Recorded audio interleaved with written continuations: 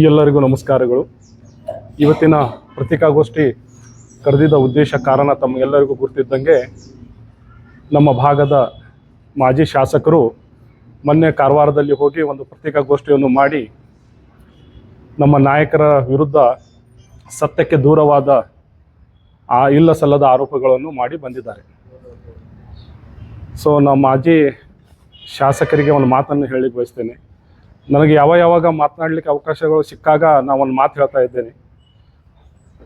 ಈ ಭಾಗದ ಈ ಕ್ಷೇತ್ರದ ಸೌಭಾಗ್ಯ ಅಂತ ನಾಯಕರನ್ನು ನಾವು ಪಡ್ಕೊಂಡಿದ್ದು ಸನ್ಮಾನ್ಯ ಶ್ರೀ ಆರ್ ವಿ ದೇಶಪಾಂಡೆಜಿ ಅಂತ ನಾಯಕರನ್ನು ಪಡ್ಕೊಂಡಿದ್ದು ಅಂತ ಹೇಳಿ ನಾನು ಅವಾಗ ಹೇಳ್ತಾ ಇದ್ದೇನೆ. ಯಾಕಂದರೆ ಜಾತ್ಯತೀತವಾಗಿ ಪಕ್ಷಾತೀತವಾಗಿ ಭಾಳಷ್ಟು ಕಡಿಮೆ ಪ್ರಮಾಣದಲ್ಲಿ ರಾಜಕಾರಣ ಇವತ್ತಿನ ದಿವಸ ಮಾಡ್ತಾ ಇದ್ದಾರೆ.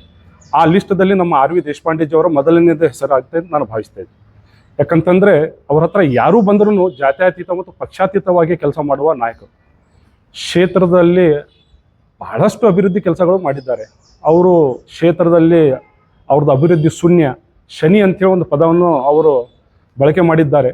ಆ ಪದವನ್ನು ನಾನು ಅವರಿಗೆ ಒಂದು ವಿನಂತಿ ಮಾಡ್ತೇನೆ, ಆ ಪದವನ್ನು ಅವರು ಹೊಳ್ಳಿ ತಗೋಬೇಕು. ಯಾಕಂತಂದರೆ ಅಂಥ ಉನ್ನತ ಸ್ಥಾನದಲ್ಲಿ ಅಂಥ ತನ್ನ 5 ದಶಕವನ್ನು ಸಾರ್ವಜನಿಕ ಜೀವನದಲ್ಲಿ ಕೊಟ್ಟಂಥ ವ್ಯಕ್ತಿಗೆ ಅಂಥ ಪದವನ್ನು ಅವರು ಬಳಕೆ ಮಾಡ್ತಾರಂದರೆ ಆ ಪದವನ್ನು ಅವರು ಹೊಳೆ ತಗೋಬೇಕು. ಯಾಕಂದರೆ ಅವ್ರ ಗರಡಿಯಲ್ಲಿ ಬೆಳೆದವರು ಹೋದವರು.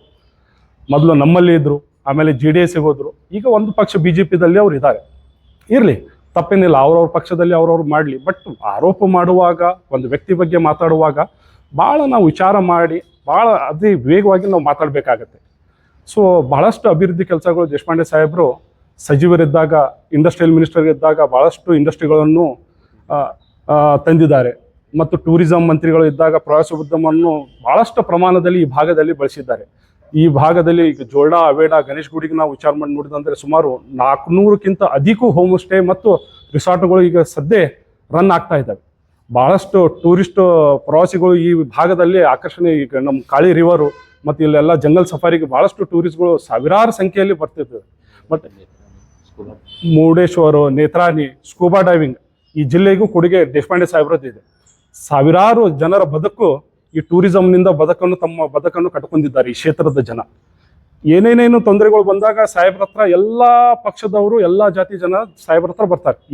ಏನಾದ್ರೆ ಯಾವುದಾದ್ರೂ ಒಂದು ತೊಂದರೆಗಳು ಆದಾಗ ಇಮಿಡಿಯೇಟ್ ಅದರ ಸ್ಪಾಟ್ದಲ್ಲಿ ಅದಕ್ಕೆ ಕಾಲ್ ತೊಗೊಂಡು ಸಂಬಂಧಪಟ್ಟ ಅಧಿಕಾರಿಗಳಿಗೆ, ಸಂಬಂಧಪಟ್ಟ ಇಲಾಖೆದವರಿಗೆ ಮಾತಾಡಿ ಸಾಲ್ವ್ ಮಾಡುವ ನಾಯಕರಂದ್ರೆ ಸನ್ಮಾನ್ಯ ಶ್ರೀ ಆರ್ ವಿ ದೇಶಪಾಂಡೆಜಿ ಅವರು.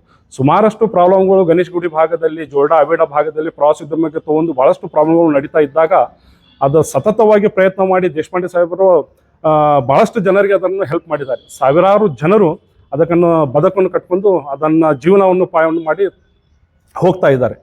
ಮತ್ತು ಕ್ಷೇತ್ರದಲ್ಲಿ ನೋಡ್ರಿ, ಹಳೆಯಾಳದಲ್ಲಿ ಪೂರಭವನ ಆಗಿರ್ಬೋದು, ಇಂಡೋರ್ ಸ್ಟೇಡಿಯಂ ಆಗಿರ್ಬೋದು, ಖೇಲೋ ಇಂಡಿಯಾ ಖೇಲೋ ಆಗಿರ್ಬೋದು, ಇಂಥ ಹಲವಾರು ಯೋಜನೆಗಳು, ಇಲ್ಲಿಲ್ಲ ಕನ್ವೆನ್ಷನ್ ಸೆಂಟ್ರು, ಆಮೇಲೆ ಇದು ಆಡಿಟೋರಿಯಂ ಅದೆಲ್ಲ ತಂದು ನೋಡ್ರಿ. ಈಗ ಕ್ಷೇತ್ರದಲ್ಲಿ ಯಾವುದೇ ರೀತಿಯ ಅಭಿವೃದ್ಧಿ ಶೂನ್ಯ ಅಂತ ಹೇಳ್ತಾ ಇದ್ದಾರೆ.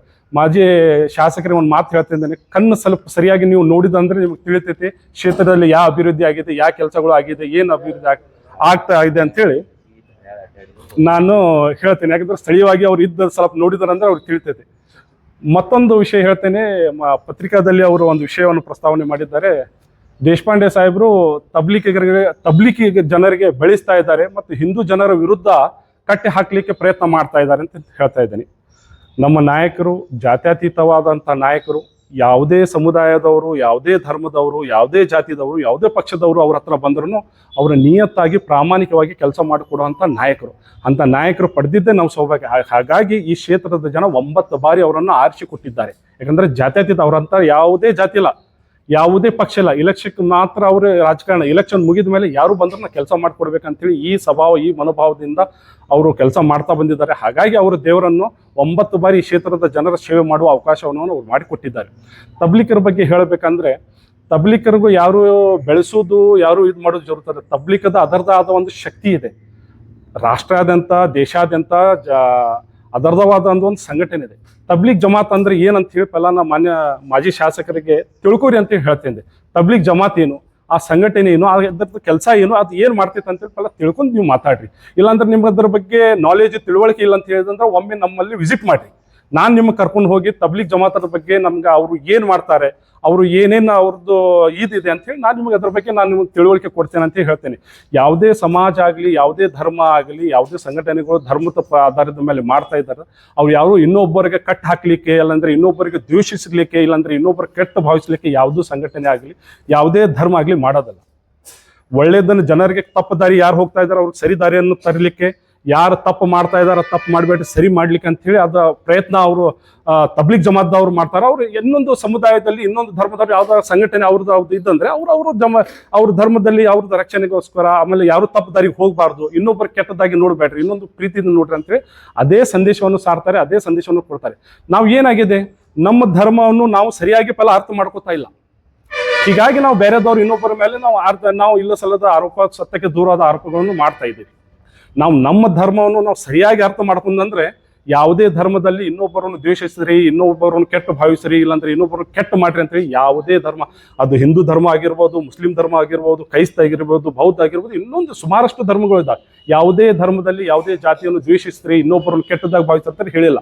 ನಾವು ಯಾವಾಗ ಈ ಹೇಳಿಕೆ ಕೊಡ್ತೀವಿ ಅಂದ್ರೆ ನಾವು ನಮ್ಮ ಧರ್ಮವನ್ನು, ನಮ್ಮ ಜಾತಿಯನ್ನು ಸರಿಯಾಗಿ ರೀತಿಯಲ್ಲಿ ನಾವು ತಿಳ್ಕೊಂಡೇನೆ ಇಲ್ಲ ತಿಳಿದಾಗ ಈ ತರ ನಾವು ಆರೋಪಗಳು ಮಾಡ್ತೀವಿ. ಸತ್ಯಕ್ಕೆ ಇದೆಲ್ಲ ದೂರವಾದ ಮಾತುಗಳು.